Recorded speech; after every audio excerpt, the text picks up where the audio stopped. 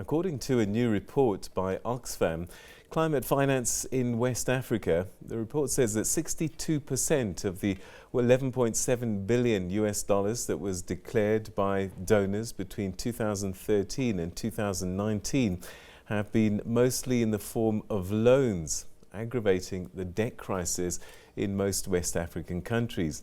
By comparison, grants have only increased by 79% amongst the donors that have made the most use of loans as a proportion of their total climate financing are the World Bank 94%, France 94%, Japan 84%, and the African Development Bank 83%, and the European Investment Bank 79%.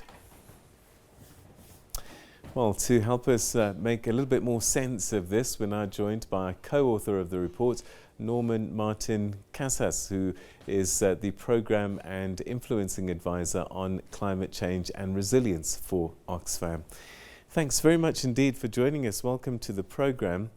Help us understand this dilemma of grants versus loans and where that leaves our particularly countries in Africa who, by and large, are struggling with debt and are feeling the effects of climate change all the more. Yes, thank you, Peter. Good evening. So, first, when we're talking about the climate crisis, we're talking about the climate justice issue, and it is because the countries that have least contributed to the climate crisis are suffering the worst effects due to the unsustainable levels of development of the richer countries. So due to this, the richer industrialized countries committed to supporting developed and poor countries in climate finance in the form of what we call climate finance, which is assistance to support adaptation to climate change and also low carbon development. So what the report shows is that the true spirit of climate finance, which should be to support these communities and these countries through net assistance, is not being respected due to showing the high levels of debt instruments that are being used in the form of climate finance. So the challenge then becomes that these African countries that are already indebted take out loans to tackle this climate issue, but end up worse off in debt, and it could be to a point where they actually cannot afford to carry on with the climate change actions.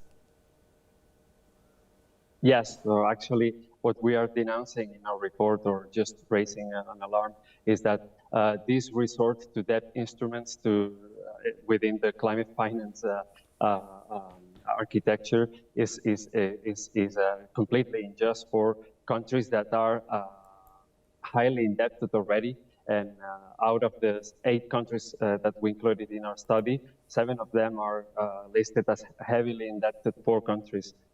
That means that they can assume limited levels of debt, and this risks them to fall into a spiral of debt and poverty. So when we're talking about the use of climate finance in the form of debt instruments, we mean that this compromises the expenditure of local resources for social protection and also to address climate change through national sources of the national economy, meaning that they have to instead use that money to repay that debt.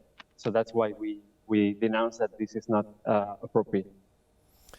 The richer nations and those nations that are making the loans, is it that they really need to relook at the spirit of their assistance? Because in the end, helping Africa and developing nations actually is helping themselves too. Yeah, so actually the use of loans and debt instruments is a legitimized instrument under the current definition of climate finance. But what we are actually pointing out is that it is not fair for such a particularly vulnerable region, where most of the countries that we included in our study fall within the 20% of the most climate vulnerable ranked countries, according to the most robust rankings that we can consult scientifically So this means that the use of climate finance in the form of loans and investments, external investments for financial purposes or other, it can be a resort also to help these countries access climate finance immediately. But by the time that their levels the capacity that they have to pay this money back is what we are actually raising for this group of countries that have less readiness to pay back than other, perhaps better prepared countries.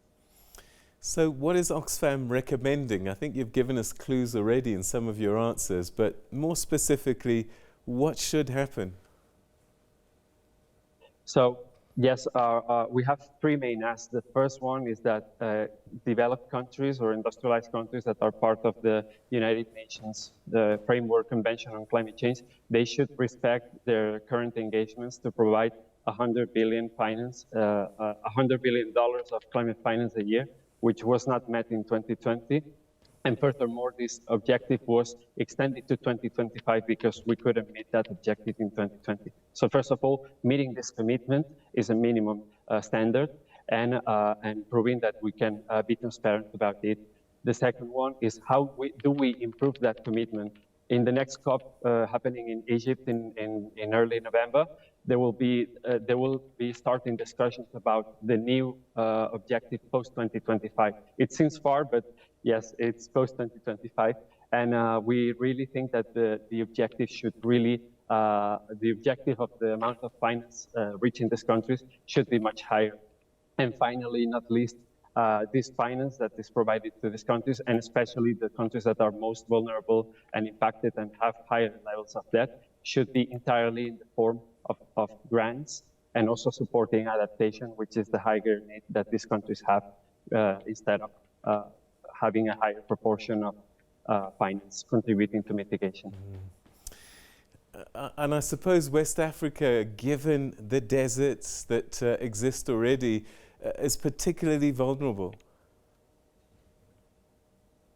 Yes, so West Africa, particularly the Sahel region. The Sahel is the region comprised between the Sahara and Sub-Saharan Africa, where the impacts are actually being felt much higher due to erratic rainfall, more frequent droughts, and this leads to land degradation. So in these areas where agriculture is also the highest the highest source of employment and also contributes to a very large part of the GDP nationally, is a particularly vulnerable sector to climate impacts. So that's why it's important that in West Africa, and particularly in the Sahel, we should address and prioritize actions that aim to build the resilience of these agricultural production systems and also reverse the negative trend of land degradation in agricultural and productive land. The countries that were under your spotlight in this report, are they receptive and are they working hard to deal with the climate issues? Because sometimes there's a fear that funds come in and they're not used properly, and that then discourages donors from assisting further. Yes, that's a very relevant question. Actually, what we advocate as Oxfam, as one of the messages that is included in the recently published report, is that climate finance should effectively reach the local level. And that means that we should be able to track how it is being implemented by those communities and those people and women, men, and young people that are mostly affected by climate change. So one of our asks is also that there should be more transparency and also more efforts targeting how this money reaches directly the local level and local actors, local civil society organizations, local institutions, and that it is transparent mostly, so that we ensure that this finance is being managed and implemented by those who need it most. How quickly do you think things can get turned around if we adapt our financing models? How quickly? Can you please repeat the question? I was just saying, we've got a situation at the moment where countries are getting worse and worse into debt. If we change these financing models, how soon do you think we can start to see improvements in terms of actions on the ground and not spending the money on repaying loans instead of actually doing things to adapt? Yes, it would be difficult to assess in what scale and in what period, but what we know already for sure is that West African countries are already being pushed into a new wave of austerity measures by the International Monetary Fund, and they are planning combined budget cuts of up to 70 billion by 2026. That means that if we cut down all the sources of finance which are supposed to be net assistance and not loans, this will for sure contribute to reducing this level of this burden of debt. It doesn't mean that other burdens of debt related to historical debt assumed by this country in an unjust manner wouldn't be solved, but at least it should contribute immediately to stopping that.